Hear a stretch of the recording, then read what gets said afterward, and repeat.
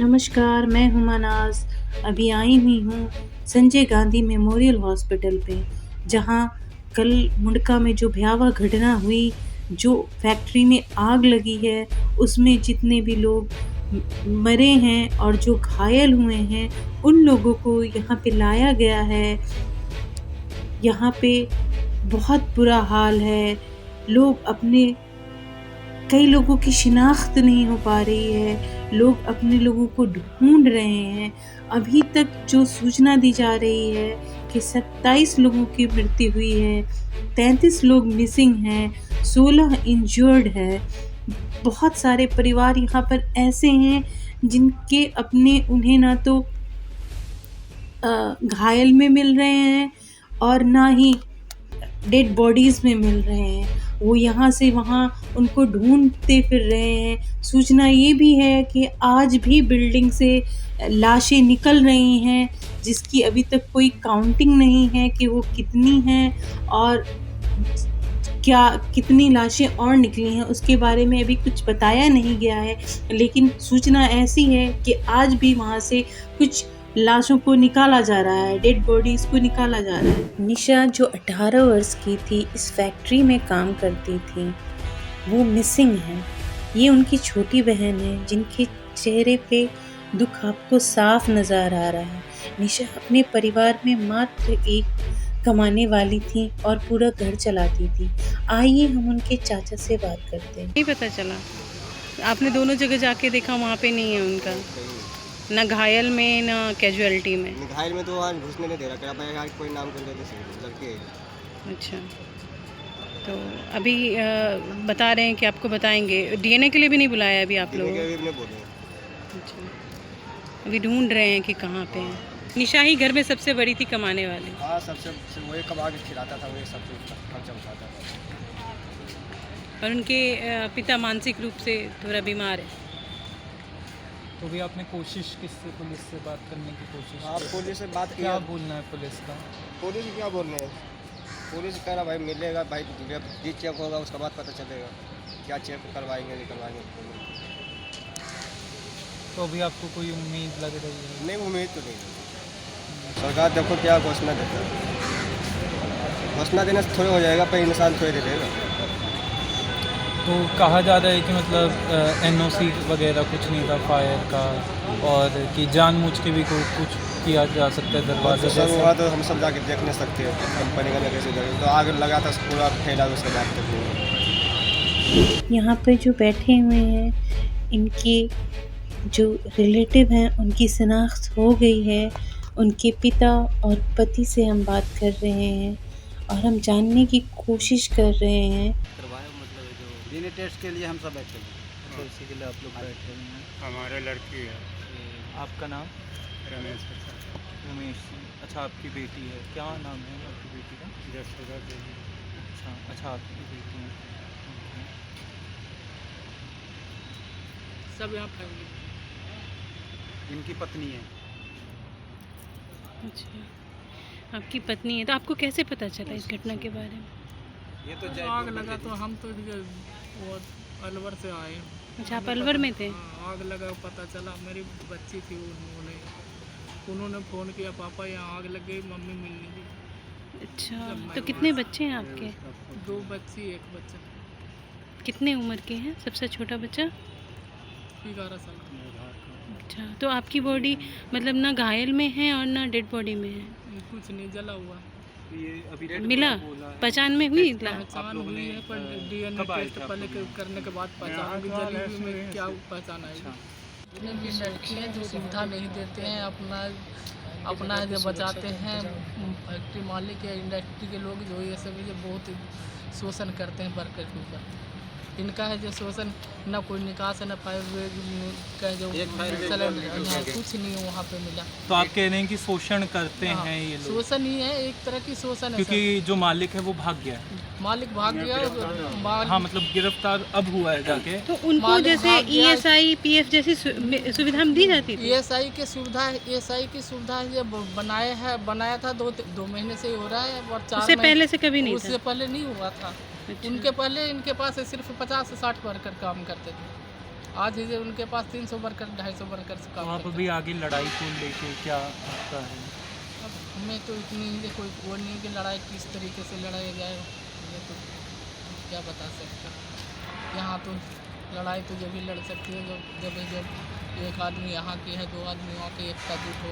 किसी का तो लाश ही नहीं मिल रहा, कुछ पता ही नहीं चल रहा क्या है। हमारे यहाँ का हमारे यहाँ के 4 तो यहाँ पे पता नहीं चल रहा।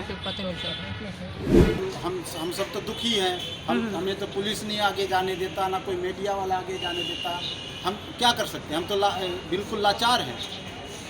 हमें तो कोई आगे भी नहीं जाने देता। वहाँ आग लग रहा था, एक फायर ब्रिगेडर सिर्फ एक चल रहा था और 30 आए हुए थे। बताइए क्या 30 काहे के लिए आए थे? हाँ, वो तो रास्ता और ब्लॉक हो रहा है। आप या तो आग बुझाएं या जो भी है। सिर्फ एक चल रहा था जी। दिखाया गया कि बंदे कूद रहे थे डर से। हाँ जी, तो क्या किसी तरह करेगा? की व्यवस्था नहीं थी कि उनमें उतारा जाए। मरता क्या नहीं करता? हमें जब मृत्यु आ रहा है, मैं बचना चाहता हूँ, कैसे भी कूद जाऊँ, मर जाऊँ, कैसे भी कर बचना है। ये जो महिला है ये बता रही हैं कि इनकी बहन मिसिंग है, उसके 3 छोटे छोटे बच्चे हैं। एक सबसे छोटा बच्चा मात्र 2.5 साल का है। उनके पति बिहार में थे और ये घटना को सुनकर जैसे तैसे पहुँचे हैं और अभी इनकी माताजी का डीएनए लिया गया है फॉरेंसिक जांच के लिए, डीएनए मैच कराने के लिए। आपका नाम क्या हुआ? मेरा इसरत नाम है। आपकी बहन का नाम क्या है? मुसर्रत। मुसर्रत, जो अभी इस घटना में मिल नहीं रही हैं आपको। हाँ। कैसे आप लोगों को सूचना मिली इसके बारे में? मेरी बहन के ससुराल की तरफ है ना, एक लेडीज जख्मी हालत में घर आ रही थी। अच्छा। हल्का फुल्का जख्म हुआ, हाथ छिल रहे थे, जल रहे थे, तो वो घर आ रही थी, तो वही बता रही थी। तो वही मेरी बहन के ननद है ना, आके वहाँ पे सब जाके सब जगह ढूंढने लगे। फिर हम लोगों को पता चला तो हम लोग भी इधर उधर जाके पता करने लगे। यहाँ पे कितने दफ़े आए तो यहाँ पे मना कर दिए कि नहीं आई है, नहीं आई, डेड बॉडी नहीं आई है, ना घायल लोग आए हैं।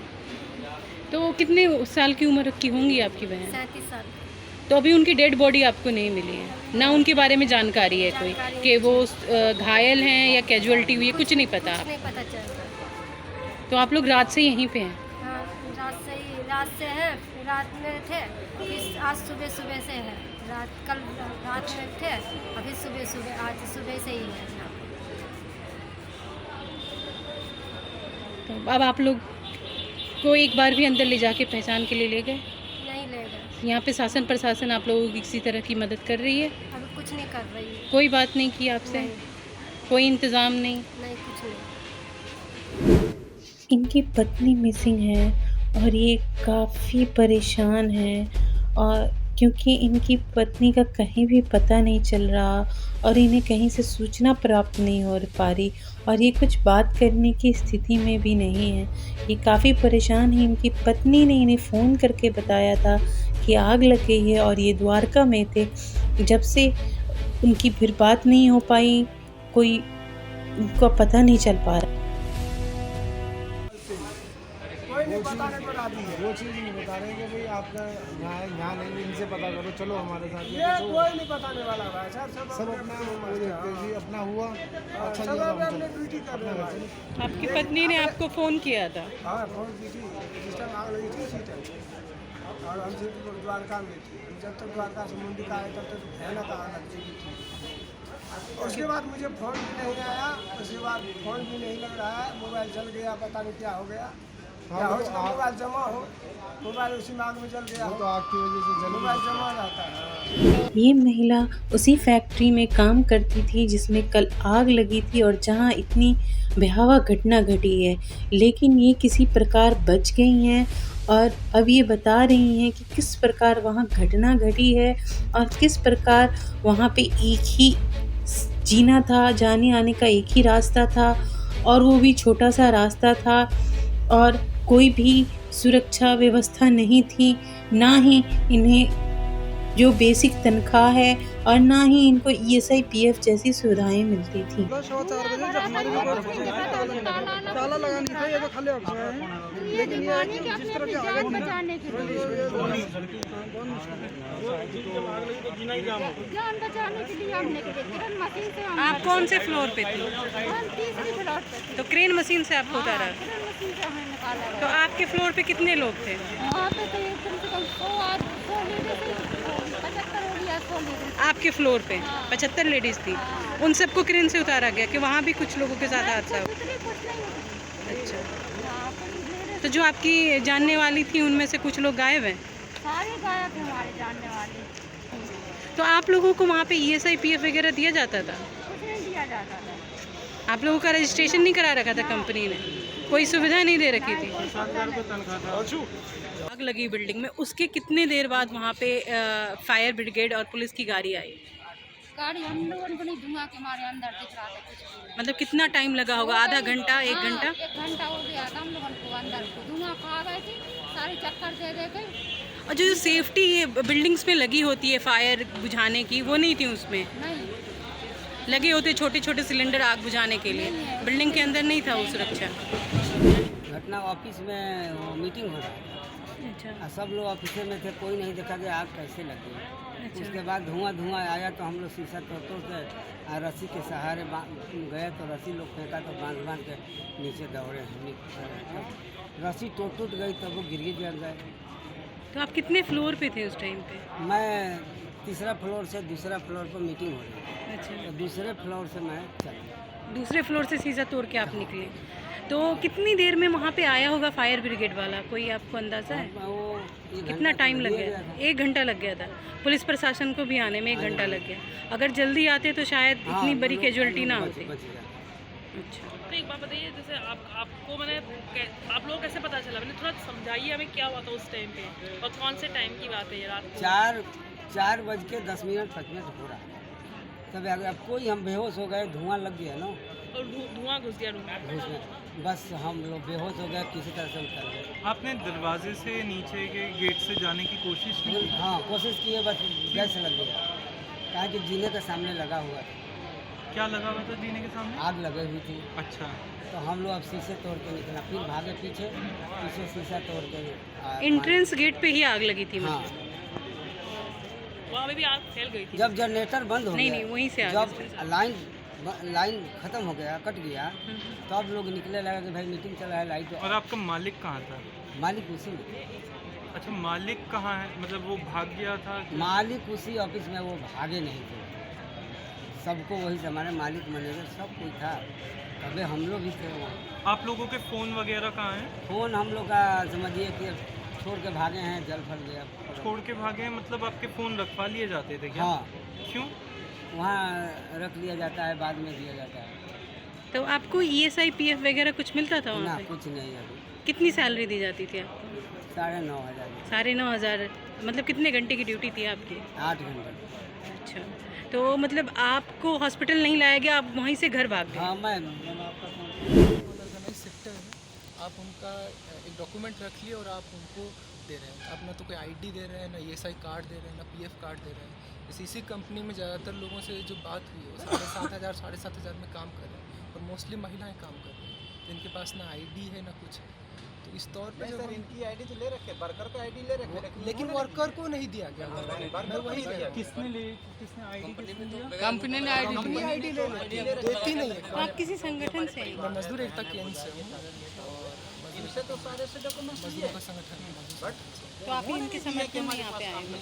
समर्थन में खास करके ये जरूरी है इस संघर्ष को देखना, क्योंकि दिल्ली के अलग अलग हिस्सों में लगातार आप देखें कि इस तरह के वारदात होते रहते हैं, और ये वारदात चूंकि बड़ा है और इससे मीडिया का अटेंशन मिल रहा है, इसलिए लोग यहाँ देख रहे हैं। तो दिल्ली के तमाम जो अनऑर्गेनाइज सेक्टर है, आधार कार्ड, मोबाइल नंबर, जहाँ छोटे छोटे कंपनी का हमारे पास ये किया है कि उन्होंने अकाउंट खुलवाया सबका, कोई भी चीज़ नहीं। इस तौर पे ये हमारा संघर्ष है कि जो हमारी मांग उन्होंने कि लगा। नाम क्या है? मेरा नाम पृथ्वी है, और हमारी मांग है कि सबसे पहले जो मुआवजा है सभी को दिया जाए, और जो भी घायल है तो उनको भी मुआवजा दिया जाए, सभी घायलों को दिया जाए। तो साथ ही आपका साथ ये जो सुनिश्चित मालिक किया है, इस जाए कंपनी के बारे में कि, आपका क्या कहना है? सभी ये को मतलब ये जो सुनिश्चित चला किया जाए, जो रहे भी थे मजदूर काम कर रहे हो दिल्ली के अलग अलग हिस्सों में जो काम कर रहे हैं, उनकी सुरक्षा सुनिश्चित किया जाए। कोई सुविधा जो उस लेबर तरीके से इंस्पेक्टर कोई हैं, दी नहीं थी उनको इतने कम सैलरी तो लगातार ये देखा जाए कि जो अलग अलग छोटे छोटे फैक्ट्रीज हैं, क्या वहाँ सुरक्षा के सारे पैमाने मौजूद हैं कि नहीं, सभी को न्यूनतम मजदूरी मिल रही है कि नहीं। जैसे हर कहते हैं ना कि फैक्ट्री में डबल गेट का तो है ही प्रावधान, तो उनकी कंपनी में कैसा है? देखिए मामला है कि जो डबल गेट का प्रावधान है, यहाँ पे तो हम देख रहे हैं कि जो लोग निकले हैं वो क्रेन से निकले हैं, रस्सी से निकले हैं। हमने चश्मदीदों से बात की और उन लोगों से बात की जो उस फैक्ट्री में काम करते थे, किसी भी प्रकार अपनी जान बचा कर वहाँ से निकले हैं। हमने उनसे बात की और ये जानने की कोशिश की कि क्या फैक्ट्री में कोई सुरक्षा व्यवस्था नहीं थी। तो उन्होंने बताया कि फैक्ट्री में मात्र एक गेट है जो कि काफ़ी छोटा था और आग वहीं से लगी थी, जिसकी वजह से पूरे में धुआं बढ़ गया था और वो लोग सेकंड और थर्ड फ्लोर पे थे, जिसकी वजह से वो लोग नहीं निकल पाए। कुछ लोगों को शीशे तोड़कर क्रेन द्वारा निकाला गया, लेकिन अधिकतर लोग वहाँ फंस गए और उनकी मृत्यु हो गई या वो घायल हो गए। जब हमने पूछा कि क्या बिल्डिंग में एक ही दरवाज़ा था, दूसरा दरवाज़ा नहीं था, तो उनका कहना था कि कोई दूसरा दरवाज़ा नहीं था।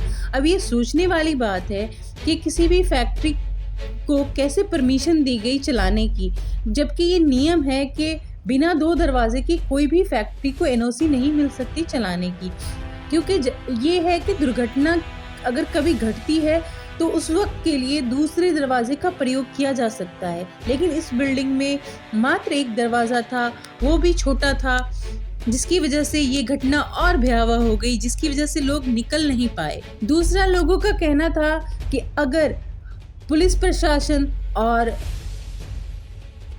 फायर ब्रिगेड की टीम टाइम पर आ जाती तो शायद इतनी भयावह घटना न घटती। कैजुअलिटीज़ होती लेकिन इतनी नहीं होती अगर ये लोग टाइम पे आ जाते। उनका कहना था कि उनको पहुंचने में वहाँ पे 1 से 1.5 घंटे लग गए, जिसकी वजह से काफ़ी सारे लोग इसकी चपेट में आ गए और वो लोग निकल नहीं पाए।